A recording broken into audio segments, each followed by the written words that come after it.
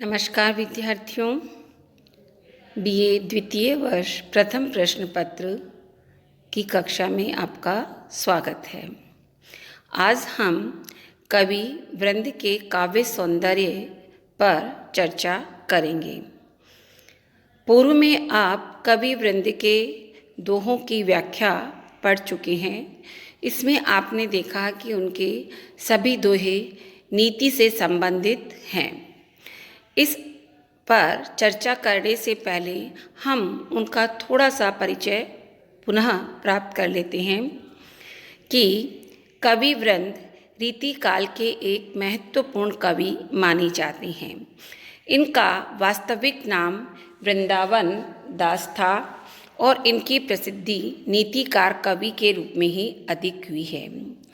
ये बीकानेर के निवासी थे, परंतु उनके पूर्वज मेड़ता में जाकर बस गए थे। 10 वर्ष की आयु में काशी जाकर इन्होंने साहित्य, दर्शन आदि विविध विषयों का ज्ञान भी प्राप्त किया था। वहाँ से मेड़ता आने पर पुनः इनका प्रवेश शाही दरबार में हुआ और औरंगजेब के पौत्र अजीज मुश्तान का इन्हें शिक्षक नियुक्त किया गया। उसके पश्चात किशनगढ़ के राजा राज सिंह ने उनसे उसे मांग लिया और अंत में किशनगढ़ में ही इनकी मृत्यु हो गई। वृंद की काव्य रचनाओं पर चर्चा करें तो उनकी प्रमुख काव्य रचनाएं 11 मानी गई है, जिनके नाम इस प्रकार है: समेत शिखर छंद, भाव पंचाशिका, श्रृंगार शिक्षा, पवन पचीसी, हितोपदेश संधि, वृंद सत्सई, वचनिका, सत्य स्वरूप, यमक सत्सई, हितोपदेश अष्टक और भारत कथा। इनमें इनकी सबसे प्रमुख और प्रसिद्ध रचना जो है वो वृंद सत्सई है और इसी से कुछ दोहे जो हैं वो आपकी पाठ्य पुस्तक में संकलित है। ये एक प्रकार से नीति से संबंधित दोहे इसमें कहे गए हैं। अब इन सभी रचनाओं का अगर हम अध्ययन करें या इन पर दृष्टिपात करें तो हम देखते हैं कि कवि ने भक्ति, नीति, श्रृंगार आदि विविध विषयों से संबंधित सरस दोहे लिखे हैं, परंतु इनको प्रसिद्धि जो है वो नीति से संबंधित दोहों में ही अधिक प्राप्त हुई है और ऐसे में इनकी वृंद सत्सई सर्वाधिक लोकप्रिय रचना है। इसमें कवि ने नीति की अत्यधिक सूक्ष्म बातें कही है और प्रमाण स्वरूप अनेक उपमाओं और दृष्टांत के माध्यम से अपनी बात का समर्थन भी किया है। यही कारण है कि कवि कर वृंद की प्रसिद्धि काव्य जगत में एक नीतिकार कवि के रूप में ही अधिक हुई है। अब हम आते हैं इनके काव्य सौंदर्य पर। किसी भी कवि के काव्य सौंदर्य का अध्ययन करने के लिए हमें ये जानना आवश्यक होता है कि काव्य सौंदर्य है क्या। काव्य सौंदर्य के अध्ययन के अंतर्गत हम इसे 2 भागों में बांट सकते हैं। नंबर 1 भाव पक्ष और नंबर 2 कला पक्ष। भाव पक्ष के अंतर्गत कवि की भावपूर्ण और मार्मिक प्रसंग, रस और उनकी सूक्ष्म कल्पनाएं आदि आती है। तो कला पक्ष के अंतर्गत उन सभी कल्पनाओं और भावपूर्ण प्रसंगों को चटकीले रंग में भरना या उनको एक सुंदर आवरण देने का कार्य कला पक्ष करता है। कला पक्ष के अंतर्गत भाषा, अलंकार, शब्द योजना, शब्द शक्तियाँ आदि कला पक्ष के अंतर्गत आती हैं। तो आइए पहले हम इनके भाव पक्ष का अध्ययन करते हैं। कवि वृंद के भाव पक्ष में अगर हम देखें तो हम देखते हैं कि इसमें कवि ने जितने भी नीति परक दोहे लिखे हैं उनमें उनकी अद्वितीय कल्पनाओं का सौंदर्य देखने को मिलता है और ये ऐसी कल्पनाएं हैं जो कि कोरी कल्पनाएं नहीं है, बल्कि उन कल्पनाओं को सार्थकता प्रदान करने के लिए कवि ने उससे संबंधित कोई न कोई बात उदाहरण और दृष्टांत के माध्यम से जनसाधारण को समझाने का प्रयास किया है। तो हम देखते हैं कि इसमें इन्होंने अधिकतर दोहे जो है वो नीति से संबंधित ही लिखे हैं। यद्यपि कहीं कहीं भक्ति विषयक दोहे भी लिखे हैं, और परंतु उनके भक्ति विषयक दोहों में भी हमें नीति की बात देखने को ही मिलती है। उदाहरण के लिए उनका यह दोहा देखिए, चिदानंद घट में बसत बूझत कहाँ निवास, जो मृग मद मृग नाभि से ढूंढत फिरत सुभाष। इसमें कवि ने भगवत भक्ति या ईश्वर की प्राप्ति के लिए इधर उधर न भटकने की सलाह दी है और कहा है कि चिदानंद यानी ब्रह्मा या ईश्वर जो है मनुष्य के शरीर में ही निवास करता है, तुम उसका निवास कहाँ ढूंढते फिरते हो। और बाद में उन्होंने मृगमद और कि जिस प्रकार से कस्तूरी जो है वो हिरण की नाभि में ही रहती है, परंतु वह उसकी सुगंधि के लिए उसे यत्र तत्र ढूंढता फिरता है, जैसी बात उन्होंने अपनी प्रामाणिकता के स्वरूप कही है। इसी प्रकार से कवि वृंद के दूसरे दोहे अगर हम श्रृंगार परक कुछ दोहों को देखें तो ये दोहा देखिए, इसमें भी कवि की नीति की ही झलक अधिक दिखती है। जहाँ सजन तह प्रीति है, प्रीति तहाँ सुख ठोर, जहाँ पुष्प तह बास है, जहाँ बास तह भोर। यह दोहा श्रृंगार रस की परिधि में रखा जा सकता है। सजन से अभिप्राय प्रियतम या प्रिय से लिए तो ये श्रृंगार रस से ही संबंधित है, परंतु यहाँ पर कवि वृंद ने अपने नीति परक आचरण के कारण यहाँ सजन से अभिप्राय मनुष्य से ही ग्रहण किया है कि जहाँ पर मनुष्य रहते हैं वहीं प्रेम है, और जहाँ प्रेम है वहीं पर हमें सुख की प्राप्ति भी होती है। और इसके लिए प्रमाण स्वरूप उन्होंने फूल में सुगंधि का उदाहरण भी दिया है और कहा है कि जहाँ फूल सोता है वहीं सुगंधि होती है और वहीं भौरों का निवास होता है।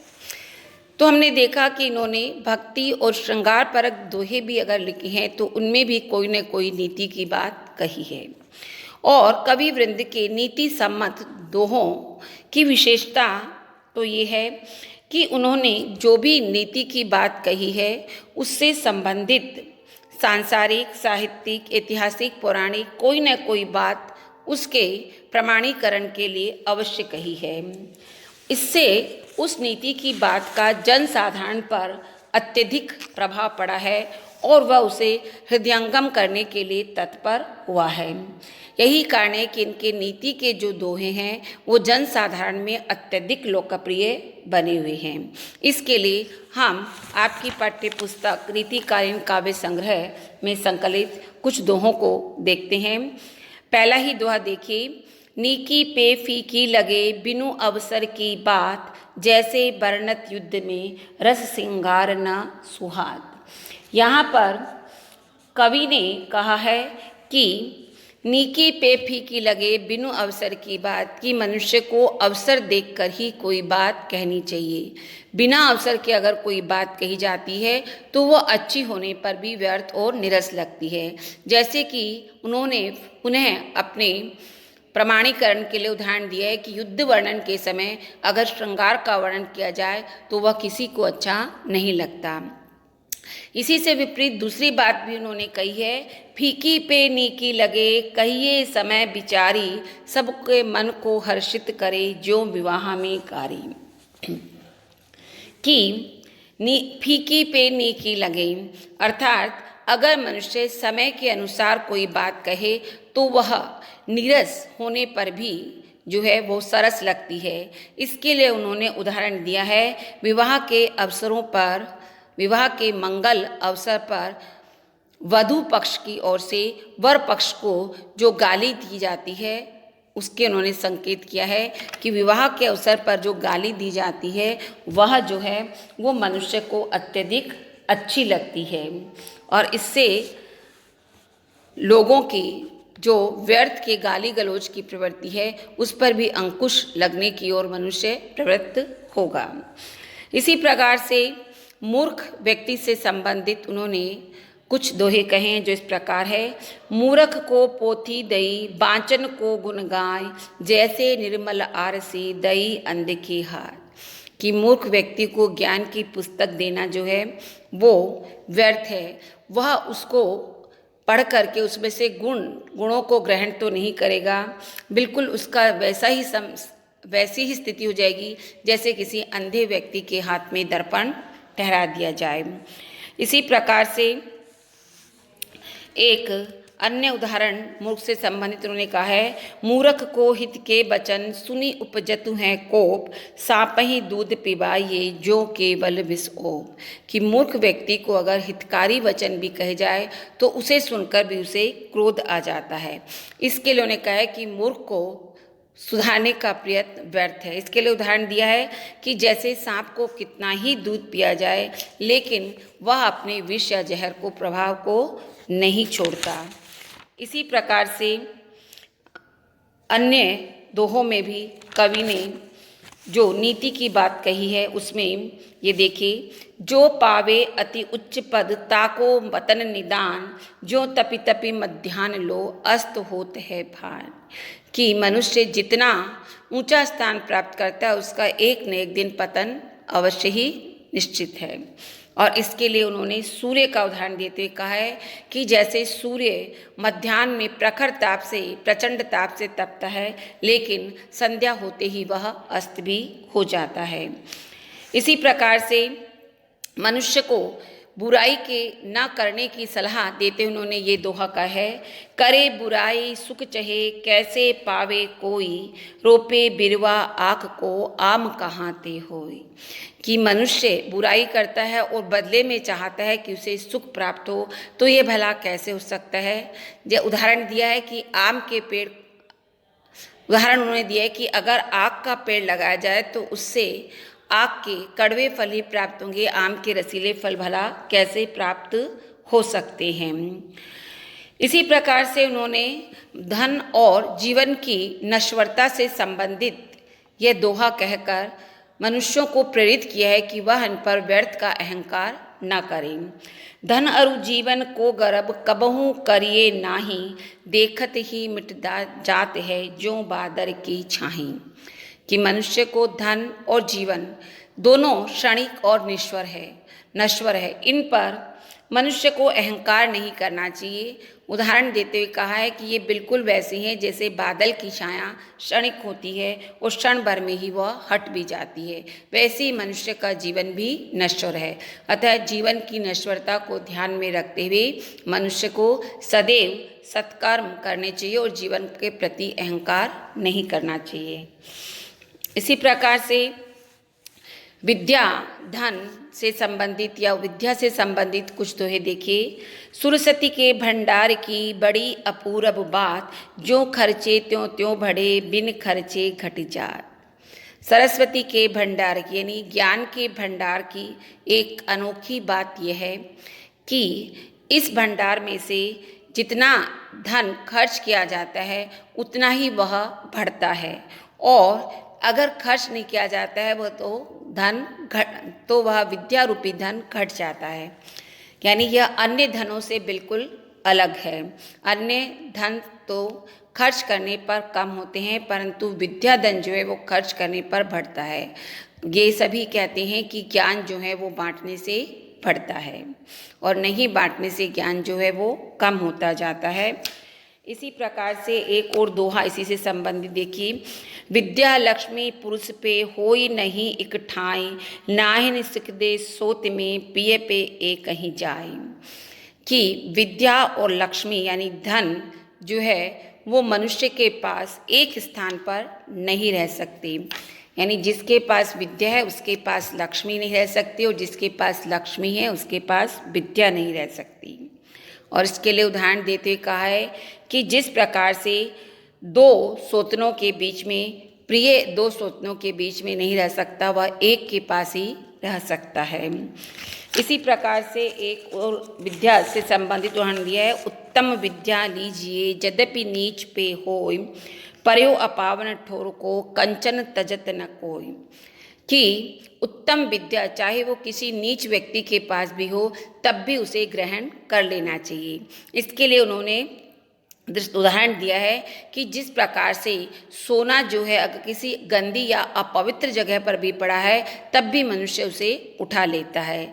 तो इससे मनुष्य को अपनी विद्या या ज्ञान प्राप्ति की ओर कवि वृंद ने प्रेरित किया है कि वह किसी के पास हो मनुष्य को उससे ज्ञान लेना चाहिए।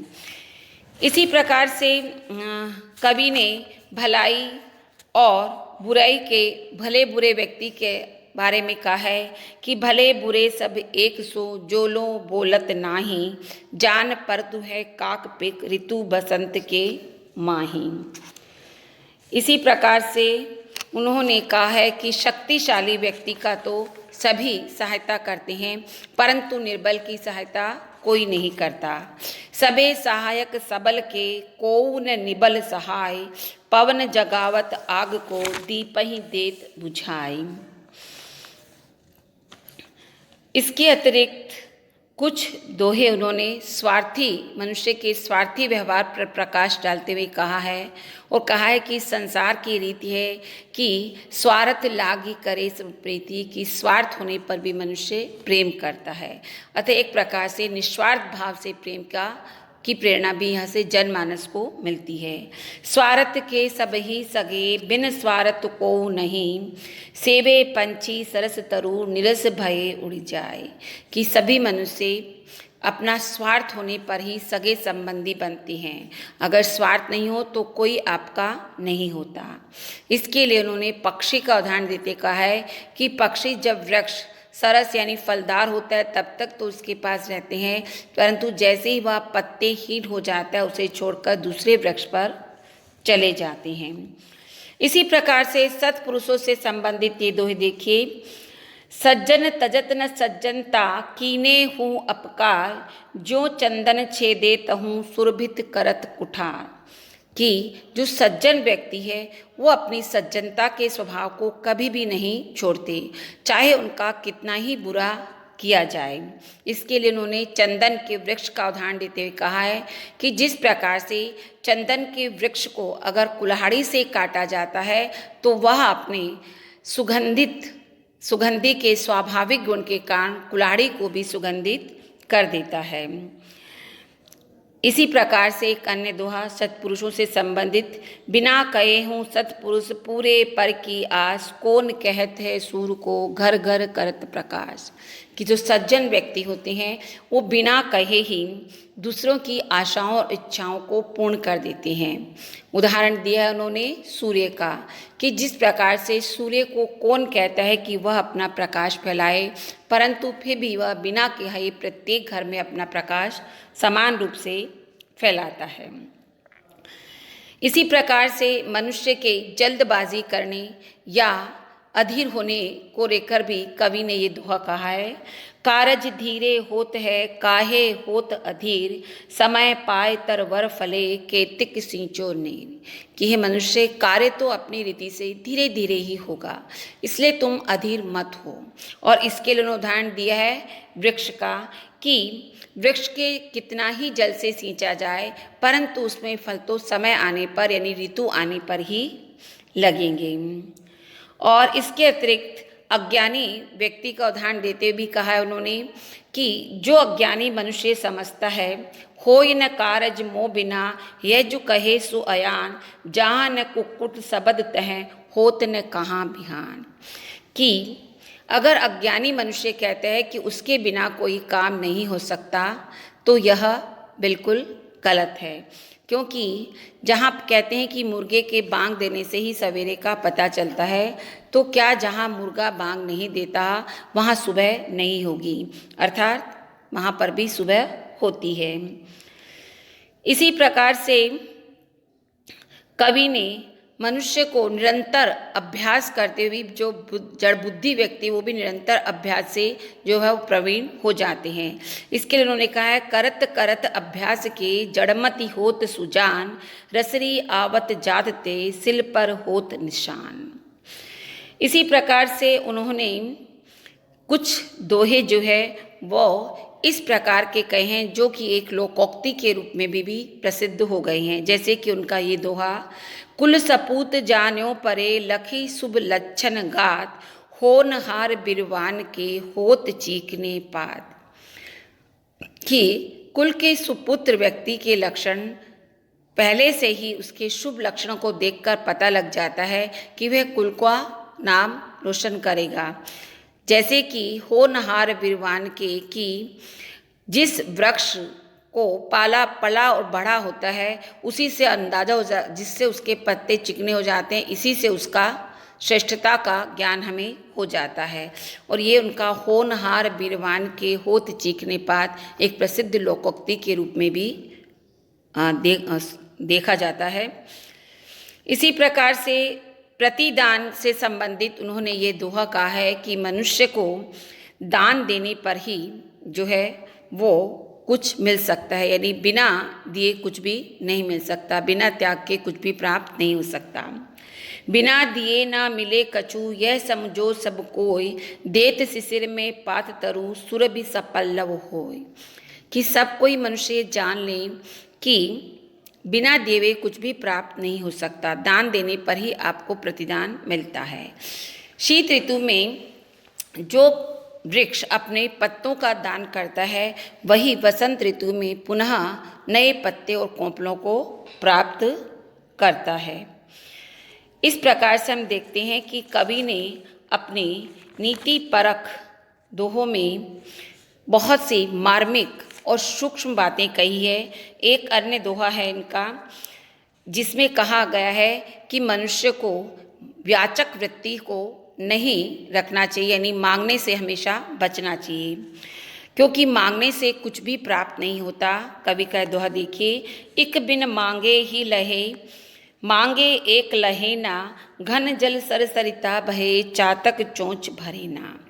कि एक तो मनुष्य को बिना मांगे ही सब कुछ मिल जाता है और एक को मांगने पर भी कुछ प्राप्त नहीं होता।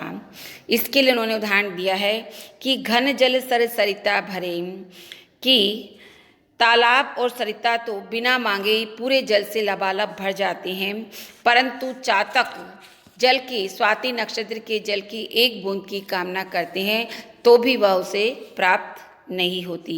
कहा भी गया है कि मनुष्य को याचक वृत्ति से बचना क्या है, मांगना मांगन मरण समान है, मत कोई मांगो भी।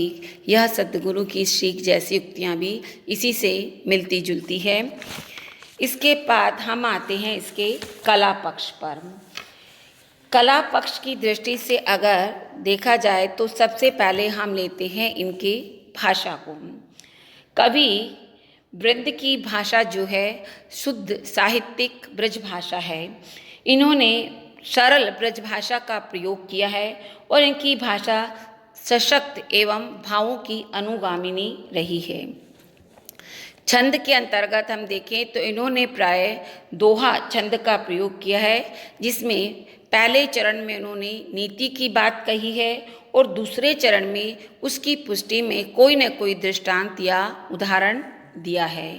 इसी प्रकार अपनी नीति पूर्ण वचनों को अत्यधिक उपयोगी बनाने के लिए उन्होंने कुछ अलंकारों का भी प्रयोग किया है, जिसमें मुख्यतया दृष्टांत और उदाहरण अलंकार हमें देखने को मिलते हैं।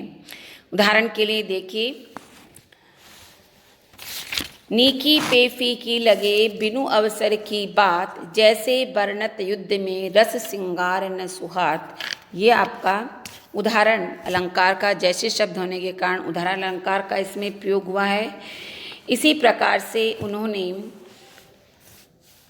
दृष्टांत अलंकार का भी प्रयोग किया है। उदाहरण के लिए, भले बुरे सब एक से, जोलो बालत नाही, जान परतु है काक पिक, ऋतु बसंत के माही। दृष्टांत का उदाहरण दिया कि भले बुरे व्यक्ति का अंतर एक जैसे लगते हैं, अंतर केवल उनके व्यवहार से ही पता चलता है। इसी प्रकार से उन्होंने कुछ स्थानों पर उपमा और यमक अलंकार का भी प्रयोग किया है। उपमा का उदाहरण देखिए, श्रवण करी त्यों कीजिए, मात पिता की सेव, कांधे कांवरी ले फिरो, पूजे जैसे देव। इसमें कवि ने कहा है कि मनुष्य को श्रवण के समान अपने माता पिता की सेवा करनी चाहिए। जो कंधे पर कावड़ में बिठाकर जिन्होंने उन्हें तीर्थ यात्रा कराई, ठीक वैसे ही हर मनुष्य को अपने माता पिता की सेवा करनी चाहिए। इसी प्रकार से यमक, सभंग पद यमक का एक उदाहरण देखिए। जैसो बंधन प्रेम को तैसो बंध न और, काठें भेदे कमल को छेद न निकरे भोर।